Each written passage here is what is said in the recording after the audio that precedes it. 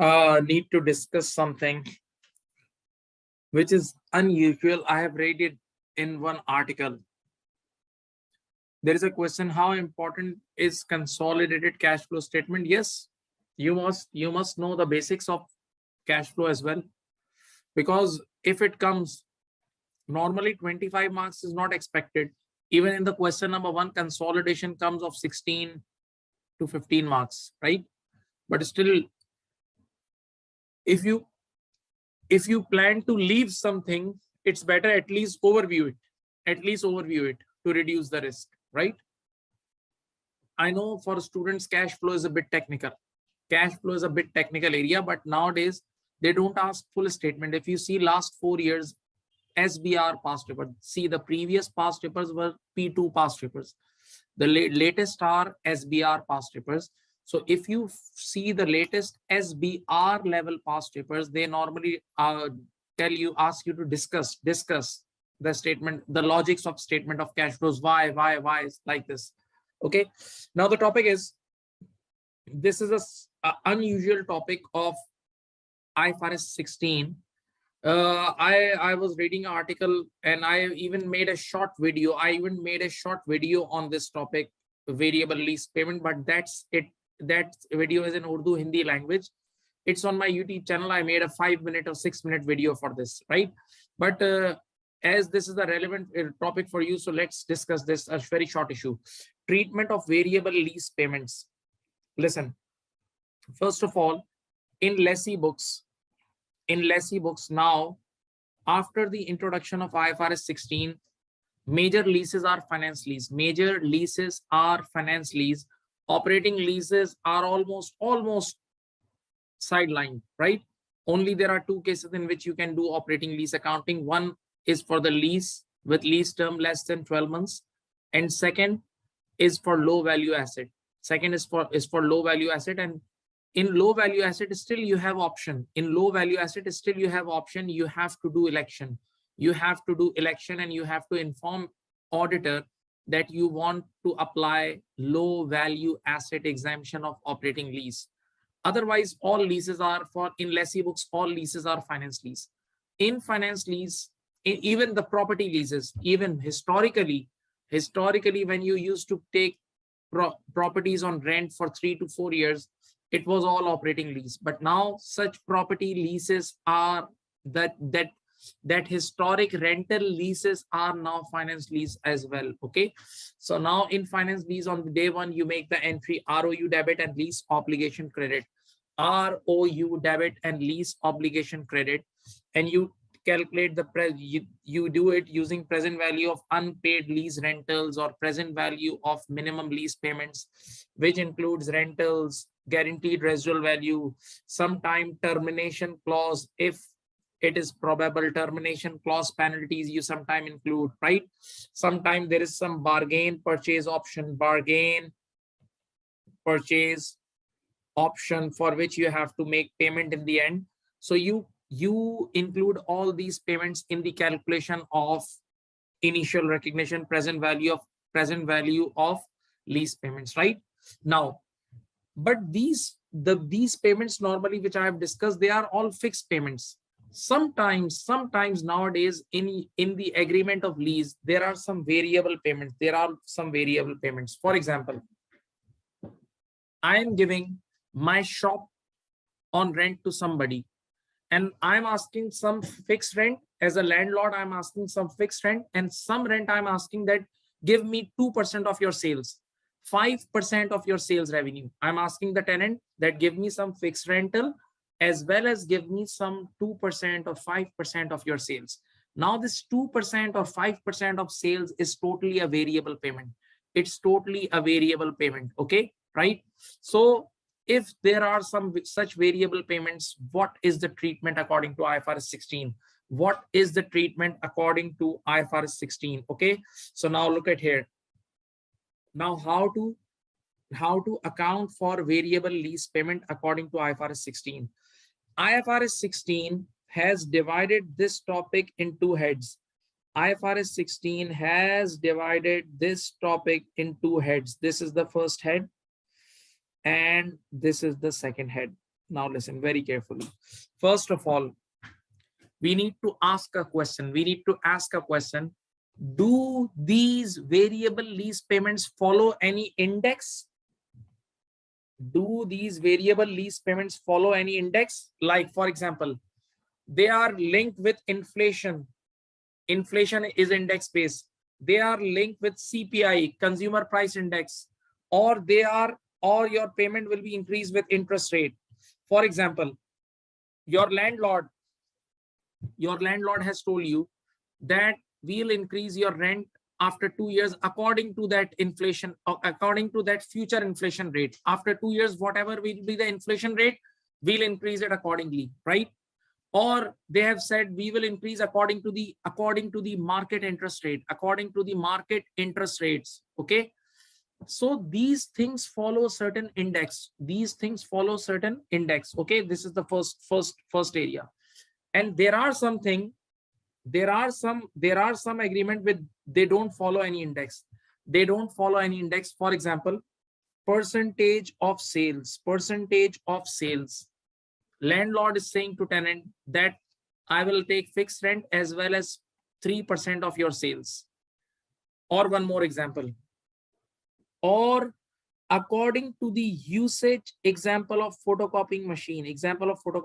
For example, I have taken a photocopying machine on rent, and the lessor is asking a fixed rent, as well as lessor is saying that according to number of copies done by you, you have to pay per copy payment. So again, now nobody knows how many copies will I do, how many printouts, how many copies will I do. So these two are percentage on sales and according to usage of photocopying machines. These two are the example which don't follow any index. They don't follow any inflation index or CPI index or interest rate index. Now, first I'm explaining you this area. See this area. These types of variable lease payments are not part of lease payment. These types of variable lease payment are not part of lease payments at all. So they will never ever be part of any ROU or lease obligation. For these things, standard has simply told you that whenever in future you will pay this, you just have to book in P&L immediate expense. Just book in P&L in the period it is incurred. That's it. Just book in the P&L it is incurred. Simple. I repeat, if your variable lease payment does not follow any index, if your variable lease payments does not follow any index, for example, percentage of sales, or for example, usage of machine, in that case, these variable lease payments are never part of the lease payments and never will be part of ROU and lease obligation. Simple treatment is, in the future period, whenever you will pay, you will incur these lease payments, you just have to book in P&L as it is. And one more thing, why standard has made this treatment? Because the future sales, the future photocopying use is highly uncertain. So if we start accounting for in the present value right from the day one, this thing will reduces the reliability of the books. Okay, so this is very simple treatment. Now come to this side. If your variable lease payment follow a certain index, if your variable lease payments follow a certain index, in that case, these payments are part of lease, and they will also become part of ROU and lease obligation. Now the next question is, but how? Wait. Are you thinking that right from the day one we will calculate the future 2 years after inflation rate? Look at here. Are you guys thinking that right from the day one we will calculate inflation rate of year 5 or year 4? No. This is also very difficult because inflation rate is also uncertain. And the best example is current year. Nowadays, you can see in United States, UK, Canada, India, everywhere, record high inflation. 40 years record they record high inflations are there. Record high inflations are there. Are you getting? Record high inflations are there. Listen, the one guy is asking a question. I'll answer soon. Please let me complete this. I'll answer. Don't worry. Record high inflation are there. So that means you can't also predict the inflation as well. So how we will include this in ROU and lease obligation? Now listen the treatment. Listen. First of all, on the day zero, you will just use the future cash flows, unadjusted cash flows. For example, your landlord has told you that I will increase your rent according to the future inflation rate. That means inflation rate at the end of year 2. I'll increase rent after 2 years according to the future inflation rate. But nobody knows the future inflation rate. So on the day zero, on the year 0, you just have to use unadjusted future cash flows. You simply use unadjusted future cash flows and you will calculate the present value and you will make the entry ROU debit and lease obligation credit. ROU debit and lease obligation credit. Okay. Now, when you will go to the year 2, when the year 2 will come, now you will come to know the real inflation rate. Now, at the end of year 2, you will come to know the real inflation rate. So now you have to listen, at the end of year 2, you have to do reassessment. You have to calculate revised future cash flows. You have to calculate revised future cash flows. And now you have to calculate the present value. And now at the end of year 2, you will readjust your ROU and lease obligation accordingly at that time. Listen, example, landlord asked me that we will apply increment according to inflation rate after 2 years. Now, no need to predict future inflation rates. Just at initial recognition, read the lines, please. Just at initial recognition, use unadjusted numbers. NOS means numbers. But just the end of year 2, at the end of year 2, you need to remeasure your lease liability and ROU using the revised variable cash flows. Okay.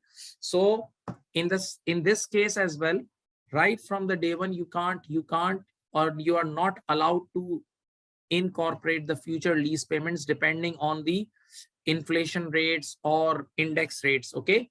You have to wait for that event. And when that event will come, then you will remeasure your lease liability and ROU. You will remeasure your lease liability and ROU. Now, let me give you one answer. One guy is asking a question and his question is valid because I know he's a professional. He's doing job and obviously you all have to do smart studies. Many times I've forced students, I guide students to read articles, but yes, he's saying there are 150 pages. Maybe this is the approximation. 150 pages of article on accaglobal.com. So sir, do we have to read all the articles?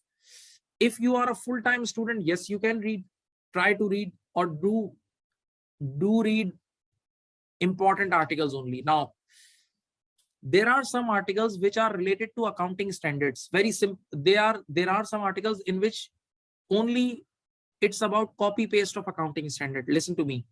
So if it is about copy paste of accounting standard and you have taken good classes of accounting standard and you have good grip, you have done the kit, so leave it. But there are some topics which are general topics, general discussion topic, like crowdfunding. This is the new thing. This is the new thing in the world. This is the new thing in the world. It's the fashion of like 2020, 21, 22, like this time. Like ICO, initial coin offering, like sustainability reports, like something related to COVID, like something related to Ukraine war, just as, are you getting? So for those students, these topics, they must cover these topics at any cost. Like, yes, like disclosures. bin the clutter and these type disclosures. So do cover these topics thoroughly. And for other topics, you just can do scan, or you can even leave it, right? I hope you got my point. At least do these new things which are not commonly used in your course. These areas are very important for you.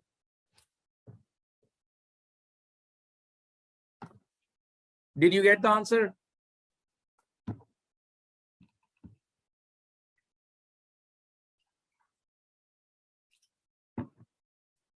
Okay. So don't forget about the variable lease payment accounting. Variable lease payments, I gave you the examples. If they are not linked, to any index, simply no need to include it in the part of lease payments, like percentage of sales or percentage of usage of machines. Book such payments in P&L in the period it is incurred. But if they are linked to any index, then they are part of lease payments. But for that also, you don't need to